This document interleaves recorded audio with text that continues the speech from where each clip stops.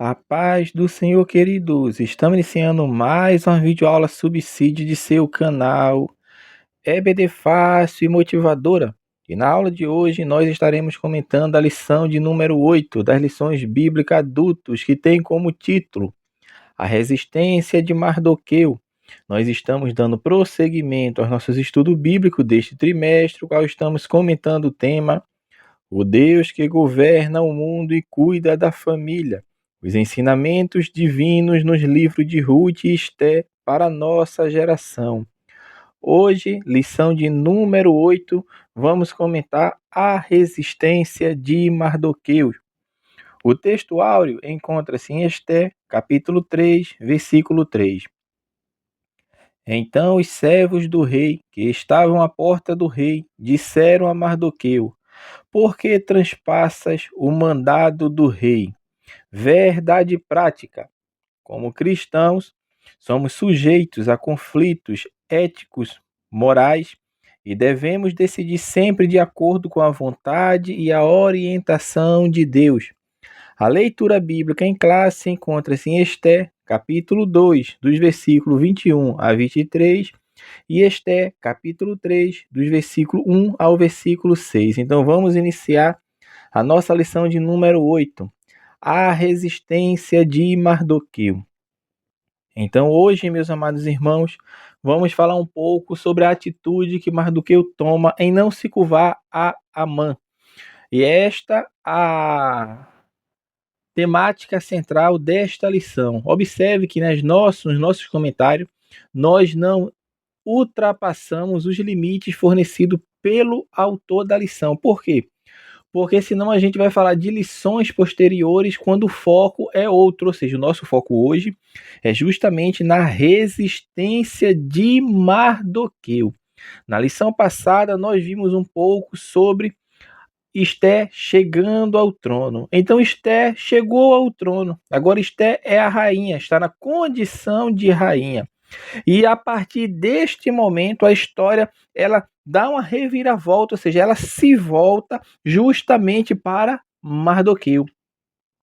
O foco sai de um momento de Esté e volta e vai para Mardoqueu, para justamente nos mostrar a posição de Mardoqueu diante das atitudes de pessoas que têm um entendimento contrário e tenta desvanecer justamente a fé dos servos de Deus, vamos falar assim, dos servos do Altíssimo. Então, nesta lição, nós vamos falar justamente de Mardoqueu. Um ponto interessante que o autor vai colocar aqui é justamente a procedência de Mardoqueu. Por quê?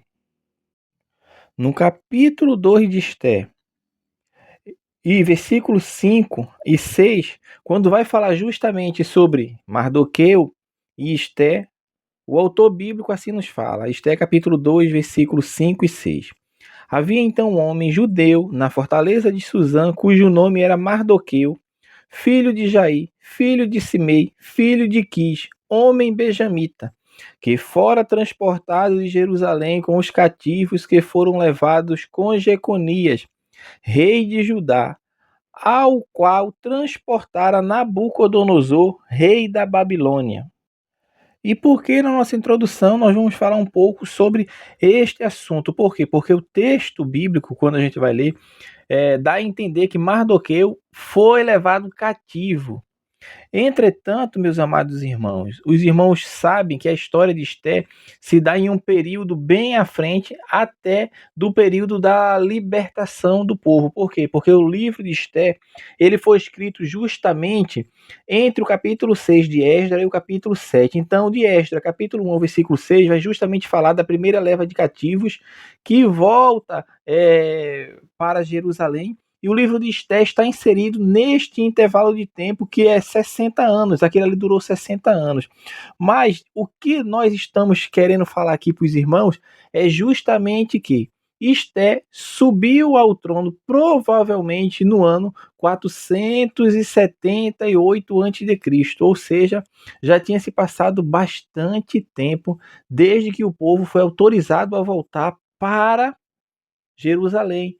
A libertação do povo do cativeiro babilônico foi provavelmente pelo ano 539, 34, entre essa data aí. Então, desse ponto até o ano que Esté foi posta como rainha, passou-se muitos anos, meu irmão.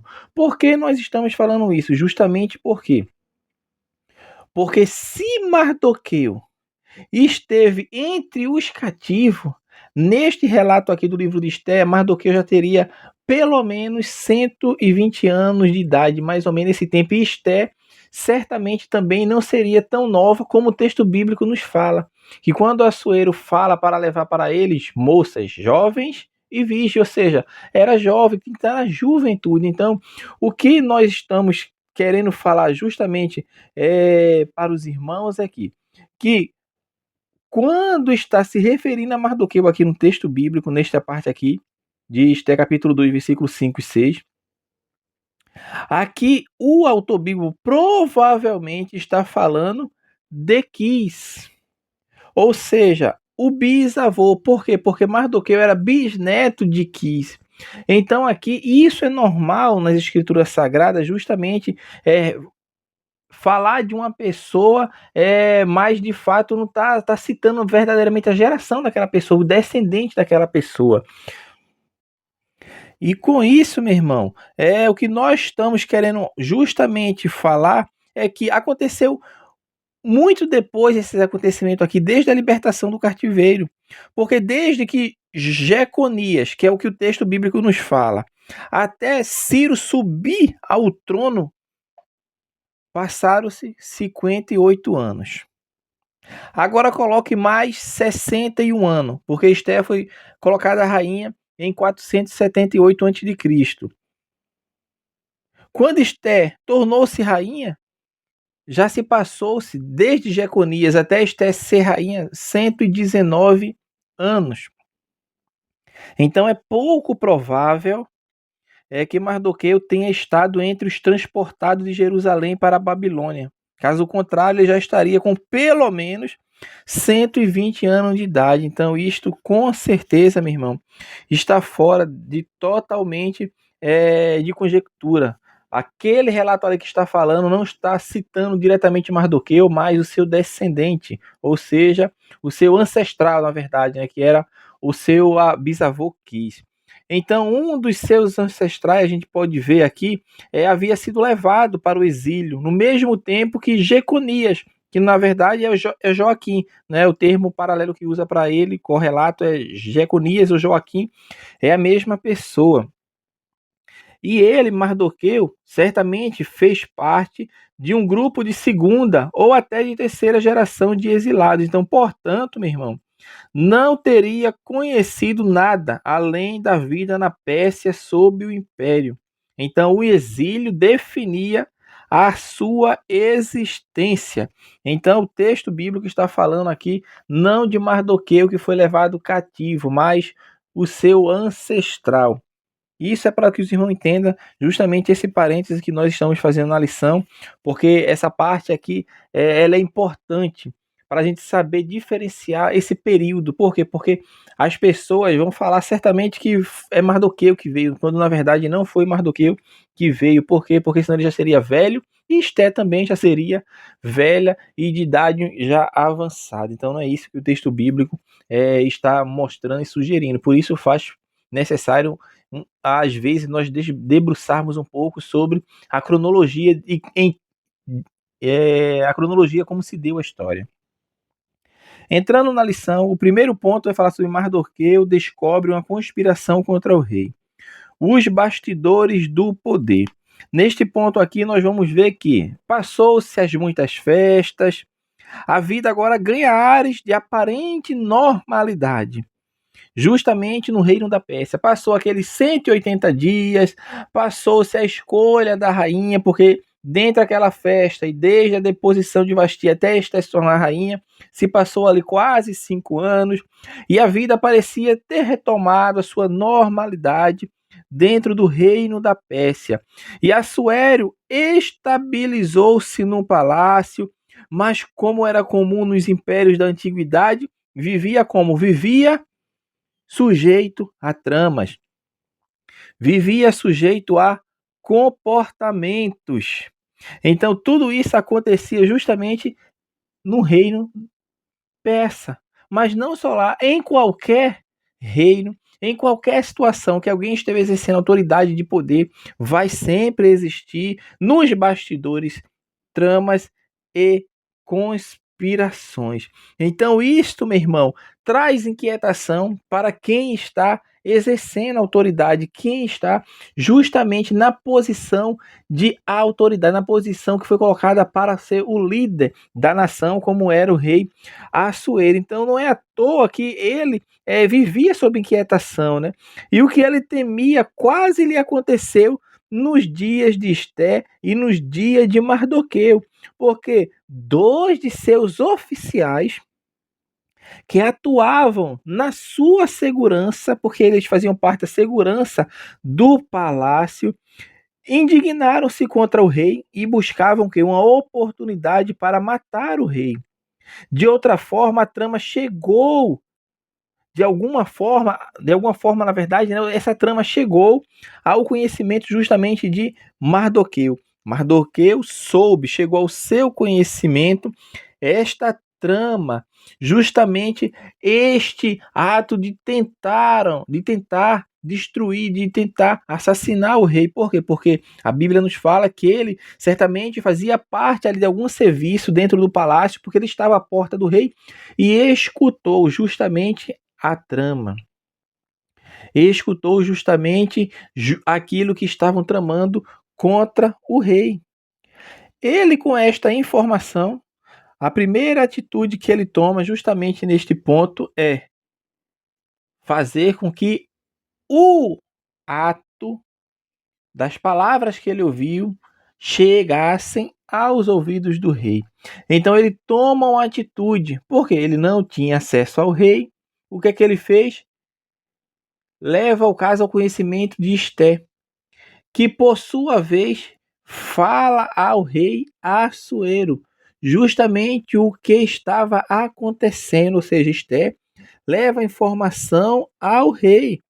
Observe que Esté leva a informação ao rei e ela não omite quem deu a informação para ela, quem foi o informante, vamos falar assim. E tudo isso justamente por quê? Porque se o rei tivesse que recompensar alguém, recompensaria quem deu a notícia, quem foi o informante, quem trouxe a notícia. Então, a gente tem que entender isso, mas observe que Mardoqueu, ele não esperou, anseiou reconhecimento, não criou expectativa, não fez isso. Mas o interessante deste ponto aqui, meus amados irmãos, é este ambiente de expectativas, de invejas, pretensões de domínio, de supremacia. Isso são motivos de traições, são motivos justamente de disputa nas esferas do poder. Isso acontece no mundo secular e, infelizmente, acontece também no ambiente eclesiástico, porque o ambiente eclesiástico religioso ele não fica isento disso. Porque também lidar com posições de autoridade, lida também com posições de autoridade e outras formas de controle humano, inclusive econômico.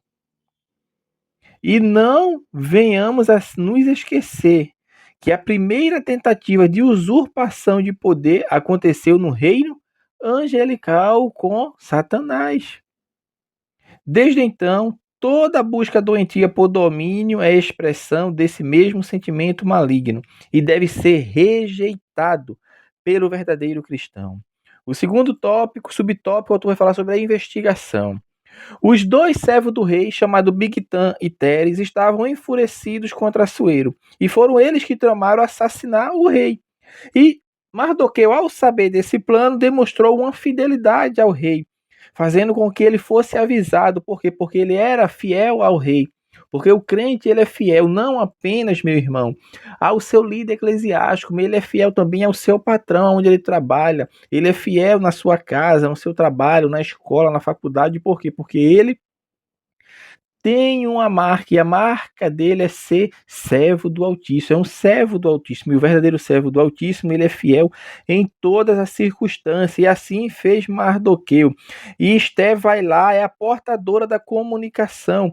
Como eu falei anteriormente, ela vai, mas não faz em seu próprio nome, mas faz no nome de quem a informou, de quem levou a notícia. E observe que Esté, embora sendo rainha, e seu primo, certamente apenas mais um, vamos falar assim, dos servidores do palácio, ela não fez questão de informar o rei que foi formado em nome de Mardoqueu, ou seja, ela informou o rei em nome de Mardoqueu.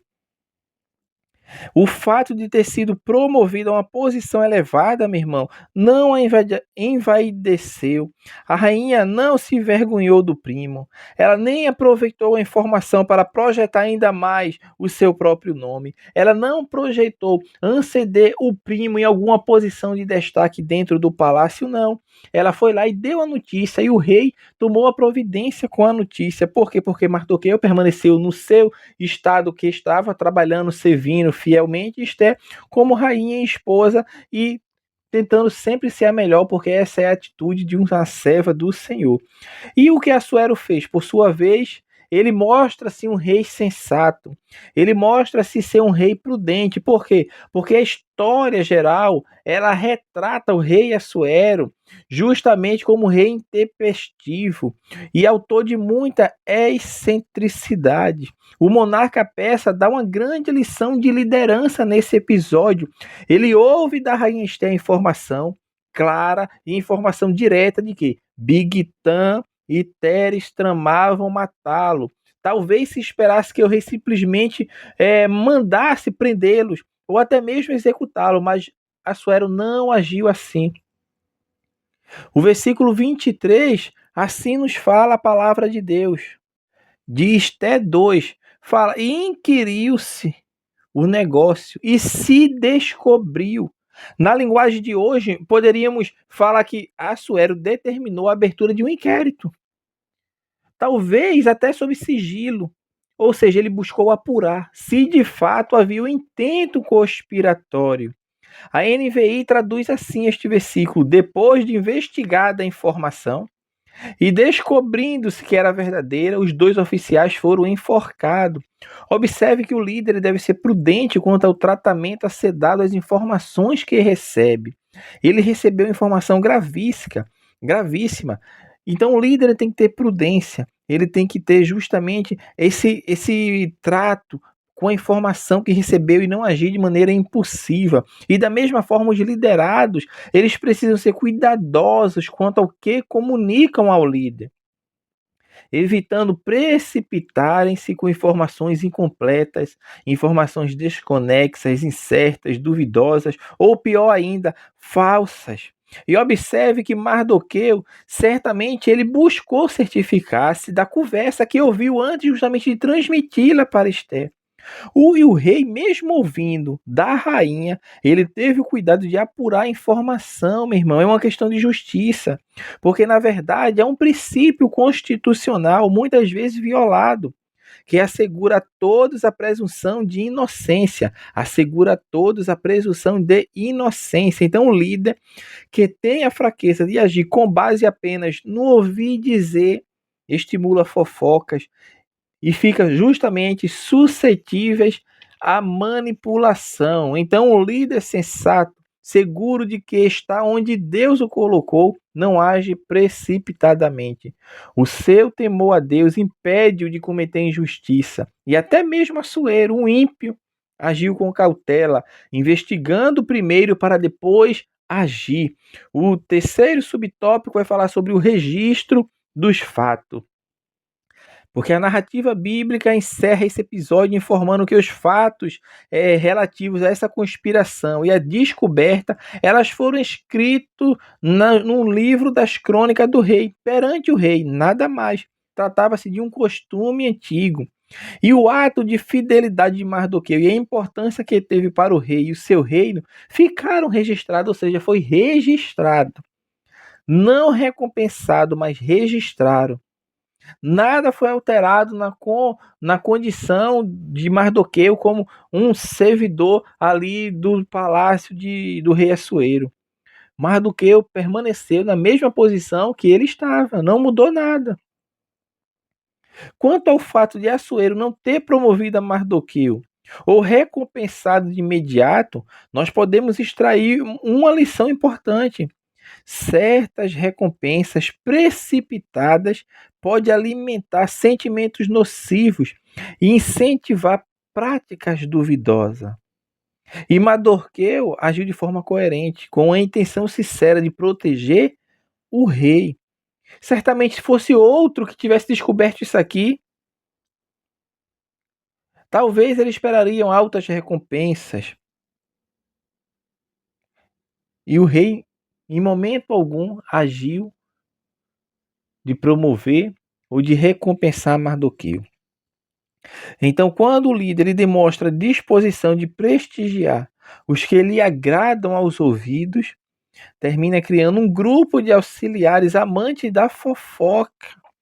Isso é um perigo, é aqueles que leva e traz, ou seja, ouve aqui e vai falar ali. E quando o líder absorve isso, ou seja, se torna suscetível a ser manipulado, a ser ali moldado justamente por aquelas pessoas que sempre estão ali injetando, alimentando de notícias falsas muitas vezes, de coisas que não aconteceu e o pior de tudo pode destruir vidas.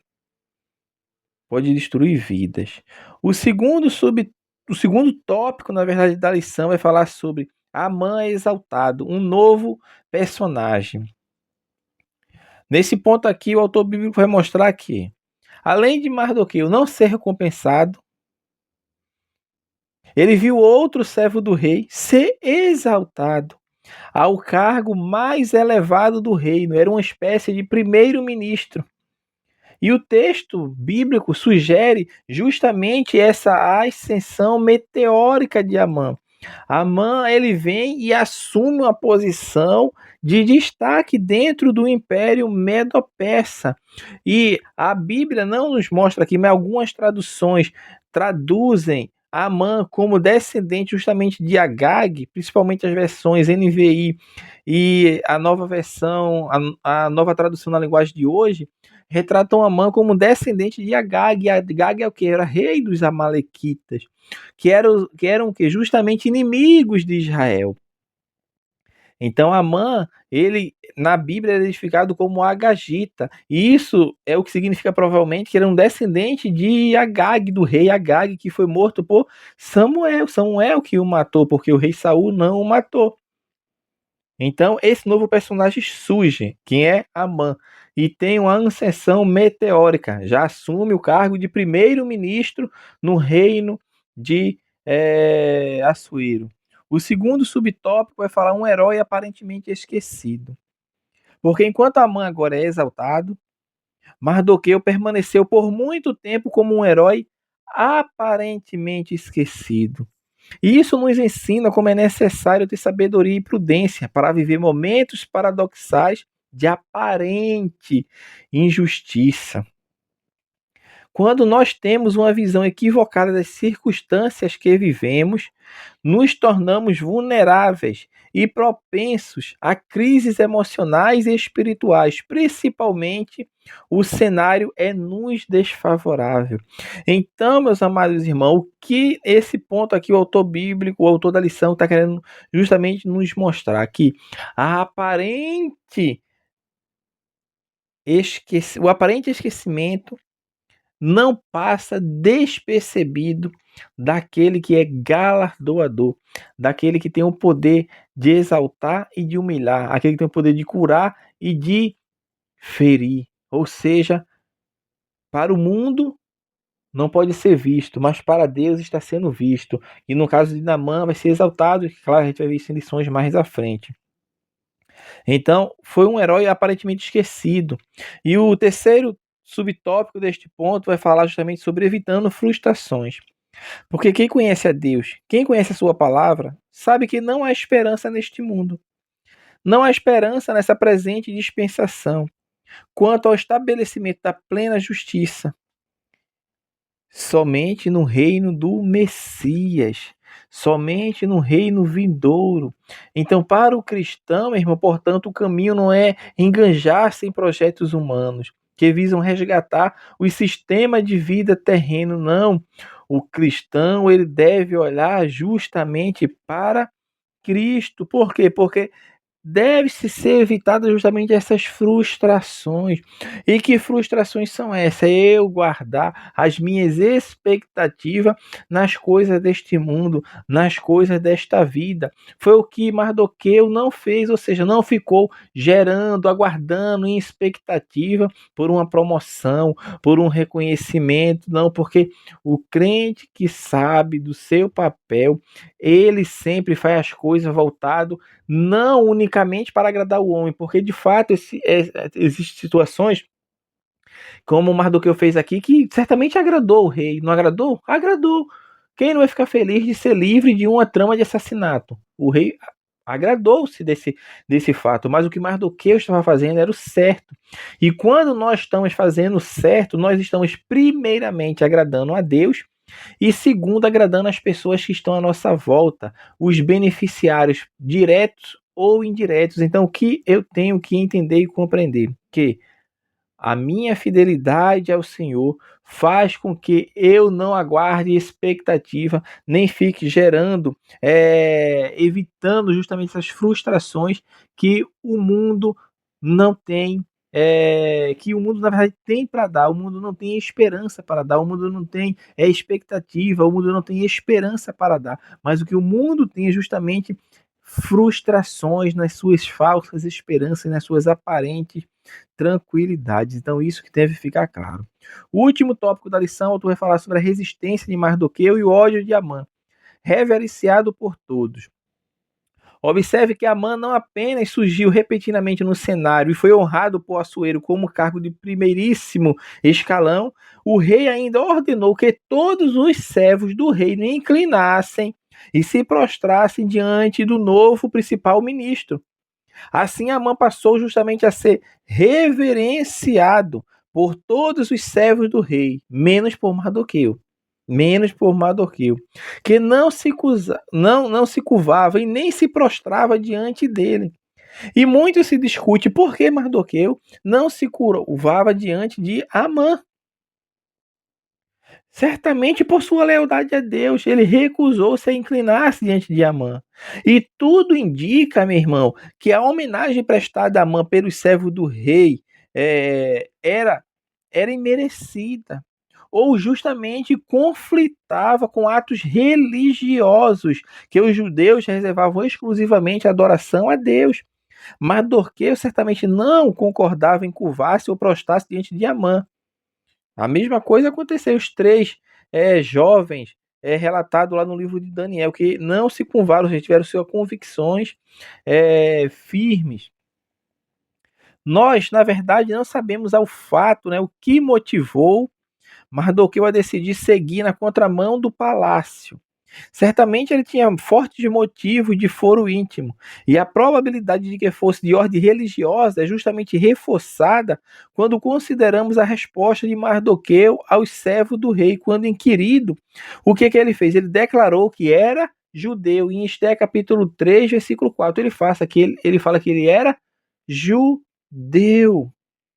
Ele fala isso para os servos do rei. Então, certamente era uma questão religiosa, não era algo banal, não. Mas ele dizia: Eu sou judeu. Ou seja, então era algo ali, certamente, que traria desonra para Deus, de fazer com que as pessoas ali estivessem reverenciando de forma idolátrica aquele homem. Então, isso tem que ficar claro para que nós possamos entender bem o que a lição está nos mostrando. O segundo subtópico vai falar sobre a condição de judeu, porque a conduta de Mardoqueu vinha passando despercebida por Amã. Amã não percebia que ele não se curvava, ia passar despercebido. Mas teve umas pessoas, servos do rei, talvez seus colegas de trabalho, os colegas de trabalho de Mardoqueu, se incomodaram com aquela atitude independente e voluntariosa e denunciaram justamente Paramã. Paramã é o famoso jogar lenha na fogueira. E o que eles disseram para Amã? Amã, quando você passa, há um judeu chamado Mardoqueu que não se curva nem se prostra. A partir que ele é alertado, ele agora passa a observar para ver se de fato aquele servo do palácio não se prostrava nem se curvava. E Amã vai e começa a notar agora que realmente ele não se curva. E qual a atitude que ele toma? Ele se enche de ira, ele se enche de ódio e planeja justamente eliminar não apenas o judeu Mardoqueu, mas toda a sua raça. Então, meu irmão, Amã não seria o primeiro e nem o último a almejar justamente o extermínio de todo o povo judeu. Outros Amãs se levantaram ao longo da história, continuam se levantando. Hoje nós vivemos isso. Vemos tantos Amãs se levantando e fazendo a mente das pessoas para ter ódio dos judeus, para ter ódio da nação a qual Deus estabeleceu.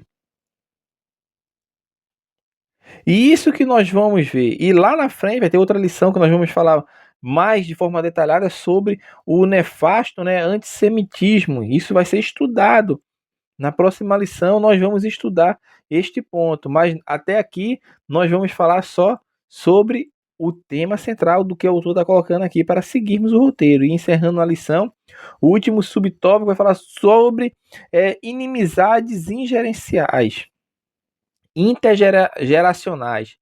Inimizades intergeracionais. Palavrinha difícil, então é bom a gente sempre estar falando. Inimizades intergeracionais, ou seja, gerações, já está falando aqui de intergeracionais, ou seja, algo que é mais extensivo. Porque se lembra que nós falamos, quando falamos do surgimento de Amã, que provavelmente ele é um descendente justamente de Agag, um rei amalequita que foi morto por Samuel que o matou, ou seja, certamente ele tinha essa inimizade com o povo judeu. Por quê? Porque o ódio dele, se vocês observar, não é contra Mardoqueu. O ódio dele é contra os judeus. Então ele tinha um ódio dentro de si e aquilo serviu de gatilho justamente para ele acionar e tentar destruir justamente os judeus. E aqui fica mais firme a concepção, o que alguns estudiosos falam e tentam nos mostrar, como a gente falou, que a NVI e a nova tradução na linguagem de hoje colocam Amã como um descendente de Agag, e aqui parece de fato que ele era um inimigo dos judeus, porque ele vai tentar destruir não Amã, porque ele poderia punir Amã. Não, mas ele quer os judeus. Ele quer a todos. E nas Sagradas Escrituras nós vamos ver que esses relacionamentos intergeracionais acontecem de forma, muitas vezes, adequadas, mas muitas vezes de formas inadequadas. E isso, meu irmão, não deixa de acontecer. Aconteceu nas Sagradas Escrituras. Nós vemos lá os filhos de Jacó que mataram os siquemitas, ou seja, lá em Siquém, por causa do que fez com a sua irmã Diná, que ela foi estrupada, e Simeão e Levi aproveitaram o momento em que os habitantes de Siquém, homens, estavam descansando, no caso, estavam se recuperando da dor por terem sido circuncidados, e o que eles fizeram? Vieram e mataram a todos a espada, ou seja, foi uma inimizade intergeracionais, ou seja, uma geração e a outra geração. Os judeus ali, os hebreus, o povo de Deus com os siquemitas. E outros exemplos nós podemos citar na Bíblia Sagrada. No Brasil nós temos conflitos, inimizades intergeracionais. É perturbação de violência por disputa econômica e geralmente é por quê? Por causa de terra. Essa terra pertenceu à minha família, aquela terra é da minha. Ou seja, regiões de mais conflito agrários é onde acontece justamente essas inimizades intergeracionais. Outras também podem acontecer decorrente de questões morais graves. Isso envolve famílias. Que Deus guarde nosso coração, meu irmão, de toda inimizade e porfia. Porque a vingança ela não pertence ao crente, mas a Deus. Então, como filho de Deus, devemos perdoar e sempre buscar a paz. E concluindo a nossa lição, nós falamos que o exemplo de Amã adverte-nos de como precisamos estar espiritualmente alertas para não sermos iludidos por confiarmos na natureza humana. Uma das aplicações práticas da inteligência espiritual é livrar-nos de todo engano. Embora não devamos viver desconfiando de tudo e de todos, também não podemos deixar de ser prudentes e ignorar a malignidade do coração humano. O maligno pode suscitar ódio contra nós de onde menos esperamos. Precisamos estar atentos e revestidos de toda a armadura de Deus para que possamos resistir e vencer o mal. Nossa luta não é contra carne e sangue. Por isso, em vez de enfrentar as pessoas, devemos orar por elas, como nos ensinou o Senhor Jesus Cristo. E assim nós estamos encerrando a nossa lição de número 8, a resistência de Mardoqueu. Que Deus abençoe os irmãos e até a nossa próxima aula, se assim o Senhor permitir.